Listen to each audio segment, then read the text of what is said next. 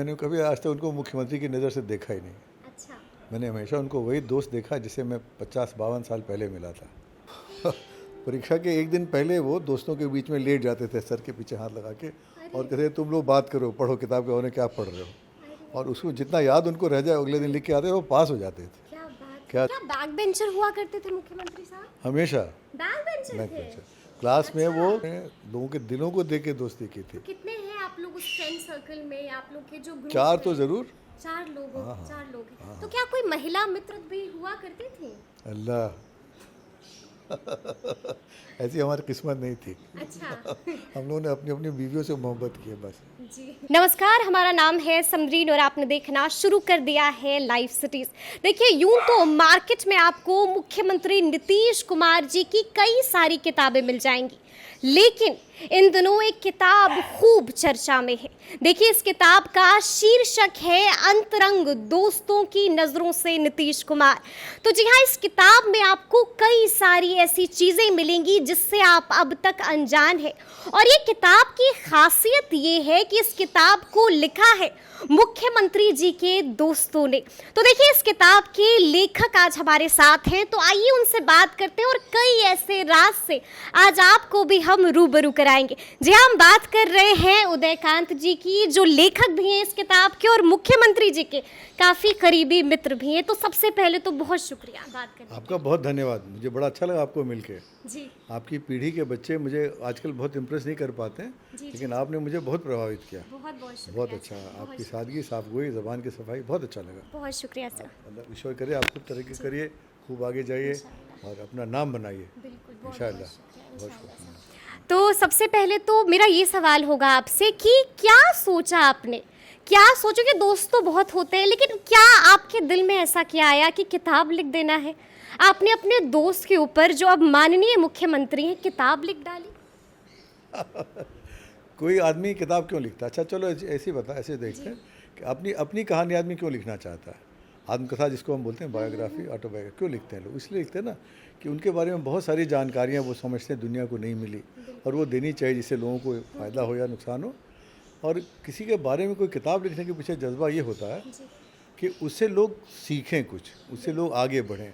और नीतीश जी की ज़िंदगी को मैंने बहुत करीब से देखा है। मेरा सौभाग्य है, खुशकिस्मती मेरी, कि मैंने देखा है कि ज़र्रा कैसे धीरे धीरे आफताब बनता है, कैसे एक छोटी सी राई से आदमी धीरे धीरे बढ़ते बढ़ते वो बिल्कुल पहाड़ बन जाता है। ऐसा पहाड़ जिसकी ऊंचाई देखने की कोशिश करो तो सर से टोपी गिर जाए। बिल्कुल, जो अडिग होता है, और अडिग होता है, चट्टान चट्टान होता है, बिल्कुल पक्का होता है। तो मैंने उस ढंग से देखा उनको, और मुझे ये देखा, और मैंने कई लोगों के बारे में देखा कि ऐसे लोग जो ऊंचाई पर पहुंच जाते हैं अपने बारे में बात करना बिल्कुल नापसंद करते हैं, और उनकी ज़िंदगी के कई ऐसे पहलू रहते हैं जो कि लोगों को मालूम नहीं होने की वजह से लोग उससे कुछ सीख नहीं पाते। ये जो वक्त है ना, उसकी धूल पर आदमी के, लोगों के पाँव के जो निशान होते हैं वो धीरे धीरे वक्त की वजह से मिट जाते हैं। तो उन पाँव के निशान मिटने से पहले मैंने पकड़ने की कोशिश की। क्या आपको कभी घबराहट नहीं हुई या डर नहीं लगा, क्योंकि अब वो आपके दोस्त से ज़्यादा वो माननीय मुख्यमंत्री हैं, तो कोई ऐसी बात ना लिख दें, कोई ऐसी सच्चाई बयान ना हो जाए जिससे कोई ना कोई संकट खड़ा हो जाए? तो कब आपको डर की फिलॉसफी मालूम है ना? जी आदमी को डर लगता अननोन से, जो आप नहीं जानते उससे आपको डर लगता। बिल्कुल, हाँ। जो चीज़ जानी पहचानी हो तो उसे कभी खौफ नहीं होता आदमी को। लेकिन दुनिया वाले तो किसी भी चीज़ का बखान कर देते हैं, किसी भी चीज़ को मुद्दा बना लेते हैं। तो जब आप किताब लिख रहे थे तो काफ़ी बचाव के लिखना पड़ रहा होगा? ऐसा सोचना मेरे ख्याल से सही नहीं है, क्योंकि मैंने दुनिया वालों की किताब नहीं लिखी है। अपने दोस्त की? मैंने अपने दोस्त की किताब लिखी है उन लोगों के लिए जो ज़िंदगी में तरक्की करना चाहते हैं, जो सीखना चाहते हैं, जिनके लिए आसमान है उनकी मंजिल, तारों की दुनिया के पार जो जाना चाहते हैं, उनके लिए किताब लिखी है। जी हाँ। अच्छा, और एक बात याद रखिएगा कि जब भी कभी आप किसी रास्ते पर चलने की कोशिश करते हैं और अगर आप अच्छा काम कर रहे होते हैं तो आपसे नाराज़ होने वाले, आपकी शिकायत करने वाले, आपसे जलने वाले लोगों की ताकत बढ़ जाती है, तो तादाद में बड़े हो जाते हैं वो लोग, और उनकी अगर आप परवाह करेंगे तो ज़िंदगी में कभी एक कदम आगे नहीं बढ़ सकेंगे। तो मैंने ऐसा सोचा ही नहीं कि कौन क्या सोचता वो मैंने सोचा नहीं, और मेरे दिल में कोई खौफ है ही नहीं। सच में खौफ कैसा?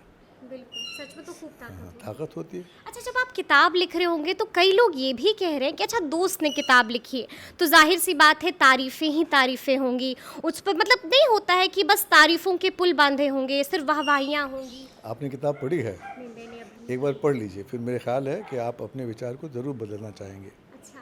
क्योंकि मैंने उनको दूर से देखा, खड़े होकर बाहर से देखा। मैं उनका मुसाहिब नहीं हूँ, मैं उनका दोस्त हूँ, दोस्त। मित्र हूँ उनका मैं। और मित्र जो है अच्छा बुरा सोचता है, वही मित्र होता है। मित्र वो सच्चा होता है जो मुंह पर खरी खरी सुना सके, जो कह सके कि यहाँ आप गलत हैं, यहाँ आप सही हैं। तो मैं वैसा मित्र रहा हूँ उनका। क्या बात तो इसलिए इसमें कोई गुंजाइश ही नहीं है है। हाँ, कि मैं उनके। अच्छा एक बात बताइए, मैं तारीफ़ के पुल बांध के करूँगा क्या? बिल्कुल। मुझे ज़िंदगी से क्या चाहिए जो मुझे वो देंगे, जो मुझे अल्लाह ताला ने ऊपर वाले ने दिया नहीं है? तो वो ये दिमाग से निकाल लीजिए आप कि इसकी सिर्फ एक ही वजह है कि मैं जानता था और अभी महसूस करता हूँ कि नीतीश कुमार जी की ज़िंदगी में इतनी सारी बातें हैं जो कि सबको जानना चाहिए, सीखना चाहिए और उससे एक ताकत लेके आगे बढ़ने की कोशिश करनी चाहिए। उन लोगों को पता होना चाहिए, इसलिए किताब है। बिल्कुल, मैं भी चाहूँगी कि मैं वो किताब पढूं, क्योंकि आपने इतनी सारी बातें बताई हैं। अच्छा, एक और सवाल मेरे ज़हन में आ रहा है कि अक्सर ऐसा होता है ना, दोस्त में हम तुम तड़ाक कर देते हैं, लेकिन जब वो आज मुख्यमंत्री हैं तो क्या वो लहजे में तब्दीली आई है? तुम तड़ाक से क्या आप जनाब हुआ है? मैंने कभी आज तक उनको मुख्यमंत्री की नज़र से देखा ही नहीं। अच्छा। मैंने हमेशा उनको वही दोस्त देखा जिसे मैं 50-52 साल पहले मिला था। अच्छा। अगर आप कुर्सी से किसी आदमी को देखने लगेंगे तो आपकी नज़र में खोट आ जाएगा। बिल्कुल। अगर आप उस आदमी को आदमी की तरह देखेंगे, उसके सारे फ्रिल्स हटा के देखेंगे, तभी आपकी दोस्ती कायम रह सकती है। अच्छा, आप थोड़े से सवाल, थोड़ा सा हम इतिहास के पन्नों को भी पलटेंगे और थोड़ा सा पुरानी बातों को करेंगे। तो जैसे कि हम छात्र जीवन की बात करें तो मुख्यमंत्री साहब थे कैसे छात्र जीवन में? किस तरह के बच्चे हुआ करते थे? देखिए, मैंने उनको स्कूल के दिनों में तो जाना नहीं। स्कूल के दिनों में उनके जो टीचर्स रहे उन्होंने उनकी तारीफ़ की थी, लेकिन इन चीज़ों के बारे में इम्तिहान के नतीजे बोलते हैं। हाँ। तो उनको हाई स्कूल में उनको नेशनल स्कॉलरशिप मिली। इससे आप समझ सकते हैं कैसे विद्यार्थी स्टूडेंट रहे होंगे। कॉलेज में कैसे थे? कॉलेज में बगैर पढ़े पास करने वाले 3-4 जने रहे होंगे, उनमें एक वो थे। अच्छा। उनके पढ़ने का तरीक़ा दुनिया में सबसे अलग था। अच्छा। परीक्षा के एक दिन पहले वो दोस्तों के बीच में लेट जाते थे, सर के पीछे हाथ लगा के, और कहते तुम लोग बात करो, पढ़ो किताब के बारे में क्या पढ़ रहे हो, और उसको जितना याद उनको रह जाए अगले दिन लिख के आते वो पास हो जाते थे। क्या बात। क्या जहानें थी, देखिए ज़रा। तो क्या बैक बेंचर हुआ करते थे मुख्यमंत्री साहब? हमेशा बैक बेंचर बैक थे? बेंचर। क्लास में वो देखो ऐसा है, एक बात समझना चाहिए आपको, इंजीनियरिंग की पढ़ाई बहुत ही औसत दर्जे के लोगों के लिए होती है। मैं खुद भी इंजीनियर हूँ, मैं जानता हूँ कि उसके लिए कोई बहुत लियाकत या काबिलियत की ज़रूरत नहीं है। एक कोई भी आदमी जो गधे की तरह मेहनत कर सकता है, माफ़ करना, वो पास हो जाता है। पास करने के लिए बहुत मेहनत की ज़रूरत उसमें होती नहीं है। तो जो वक्त आप ज़ाया करते हैं इंजीनियरिंग पढ़ने के लिए फालतू चीज़ों को, जिनका ज़िंदगी में आप कभी इस्तेमाल नहीं करते हैं, उसकी बजाय नीतीश कुमार सोशल इंजीनियरिंग पढ़ रहे थे। अच्छा। उन्होंने सोशल इंजीनियरिंग की, उन्होंने दुनिया भर की फ़िलासफ़ी पढ़ी, दुनिया भर के वो जो पॉलिटिकल सिस्टम्स पढ़े, और मेरी नज़र में उतना पढ़ा लिखा इंसान कोई है ही नहीं मेरे आसपास। पॉलिटिकल साइंस के बारे में, रिलीजन के बारे में, स्पिरिचुअलिटी के बारे में, पॉलिटिक्स के बारे में वो काफ़ी जानकार आदमी है। तो इसलिए पढ़ा तो उन्होंने बहुत, इंजीनियरिंग कम पढ़ी और बाकी इतर पढ़ाइयाँ खूब करी उन्होंने, खूब करी, ऐसी करी कि देश को, राज्य को बदल के रख दिया। अच्छा, तो क्या मतलब जब कॉलेज लाइफ में आप लोग थे तो क्या हमेशा से उनको लीड करने की आदत थी? आज बिहार को लीड कर रहे हैं। लगता है आपको कुछ याद आ गई पुरानी बात। वो तभी आगे आते थे जी। जब कोई और आगे नहीं आता था। अच्छा। हाँ, वो हमेशा पीछे से मदद करने वाले लोगों में रहे, कभी अपना नाम आगे नहीं किया। गुमनामी में रह के काम करने वाले लोगों में एक, हम लोग उसको कहते हैं बैक स्टेज बॉयज़।